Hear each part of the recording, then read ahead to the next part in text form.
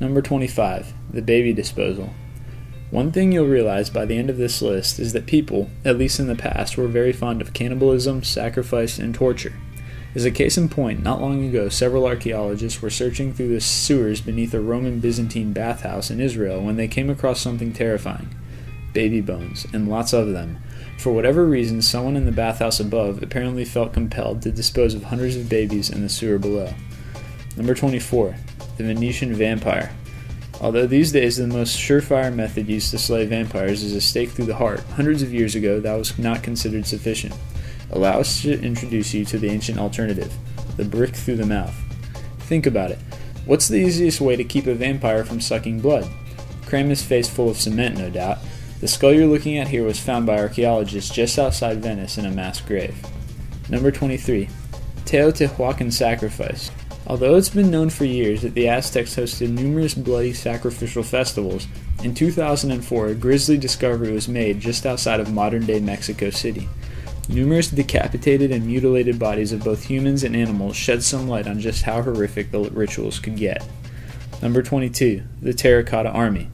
While it may not be as intense in the same way as the last few discoveries, this vast terracotta army that was buried with Qin Shi Huang, the first emperor of China, is certainly intense in its own right. Apparently the intention was for the soldiers to protect the emperor in the afterlife. Number 21. The Screaming Mummy. Unlike modern burials, Egyptians didn't take into account the fact that if you don't strap the chin to the skull, it'll fall open in a permanent scream. Although most mummies exhibit this sort of profile, it can get significantly more terrifying. Every once in a while, archaeologists discover mummies that seem to have truly been screaming at their death due to some sort of ritual torture. The one above is named Unknown Man E and was found by Gaston Maspero in 1886. Number 20. The First Leper. Also known as Hansen's disease, leprosy is not contagious, but its victims have often lived on the fringe of society due to extreme disfigurement. Because Hindu tradition calls for cremation, the skeleton above, often cited as the first leper, was found buried just outside the city limits. Number 19. Ancient chemical warfare. In 1933, archaeologist Robert de Mesnil de Bouzon was searching beneath the ruins of an ancient Roman-Persian battlefield when he came across some sage tunnels that had been dug under the city. In the tunnels, he found the bodies of 19 Roman soldiers that seemingly died while trying desperately to escape from something, and one Persian soldier clutching his chest. Apparently, when the Romans heard the Persians digging under their walls, they began digging a tunnel of their own, with the idea of dropping in on the Persians from above. The trouble for them was that the Persians heard it and set a trap. As soon as the Roman soldiers dropped through, they were met with burning sulfur and bitumen, which has the unfortunate effect of turning to acid in your lungs. Number 18. Rosetta Stone. Discovered in 1799 by a French soldier sifting through the Egyptian sand, the Rosetta Stone has been one of archaeology's greatest discoveries to date and the primary source for modern understanding of Egyptian hieroglyphs. The stone is actually a fragment of a larger stone that contained a decree issued by King Ptolemy V around 200 BC, with the decree inscribed in 3 languages: Egyptian hieroglyphs, Demotic script, and Ancient Greek. Number 17. The Dikis Spheres. Known as the stone spheres of Costa Rica, scientists believe that these nearly perfect spheres were carved around the turn of the millennium. Although there's much speculation as to what they may have been used for, no one is completely sure. Number 16. The Graubal Man. It's not a strange occurrence for mummified bodies to be found in bogs, but this body, now known as the Graubal Man, is a bit unique. Not only is he amazingly well preserved with his hair and fingernails still intact, it's possible to reconstruct his demise from the information found on and around his body. Judging from a large wound wrapping around his neck from ear to ear, it seems he was sacrificed, probably in an attempt to turn a better harvest. Number 15. Desert Kites. Since being discovered by pilots at the turn of the 20th century, a series of low stone walls in the Negev desert of Israel has puzzled scientists for years. The walls could be up to 40 miles long in some places and were nicknamed kites as a result of their appearance from the air. Recently, however, it was determined that the walls were actually used by hunters to funnel large animals into pens or off of cliffs where they could easily be slaughtered in mass. Number 14. Atlantis. Okay, so Plato's Atlantis, at least the one he wrote about in his dialogues, has never actually been found. Of course, every once in a while, archaeologists turn up something that stimulates numerous rumors, and other ancient ruins have certainly been found resting at the bottom of the ocean. But as of today, the naval power that stood before the Pillars of Hercules and sank to the bottom of the sea in a single day and night of misfortune has yet to be discovered. Number 13. Acambaro figures. Although most of the scientific community has now agreed that these figures were part of an elaborate hoax, their discovery at first created a bit of a stir. Found in the ground near Acambaro, Mexico, were hundreds of little figures resembling both humans and dinosaurs, which for a little while led some to believe that the ancients were much better archaeologists than previously thought. Number 12.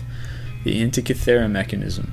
Discovered in a shipwreck off the Greek island of Antikythera around the turn of the 20th century, this 2,000-year-old device has often been touted as the world's first scientific calculator. With dozens of gears, it can precisely measure the position of the sun, moon, and planets simply by inputting a date. Although there's debate over its exact use, it certainly shows that even 2,000 years ago, civilization was already accomplishing amazingly advanced feats of mechanical engineering. Number 11. Rapa Nui. Popularly known as Easter Island, this is one of the most isolated places in the world, thousands of miles off of the Chilean coast in the South Pacific.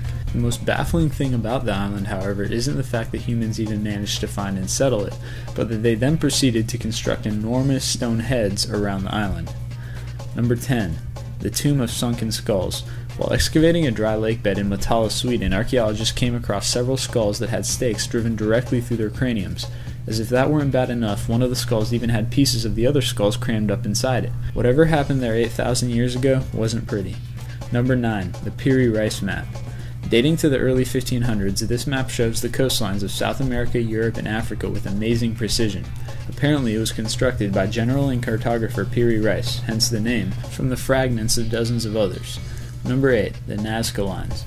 Although they were literally beneath the feet of archaeologists for hundreds of years, the Nazca Lines weren't discovered until the early 1900s for the simple reason that they're nearly impossible to see unless you're directly above them. While there have been numerous explanations ranging from UFOs to technically advanced ancient civilizations, the most probable explanation is that the Nazca people were excellent surveyors, although why they would construct such enormous geoglyphs remains a mystery.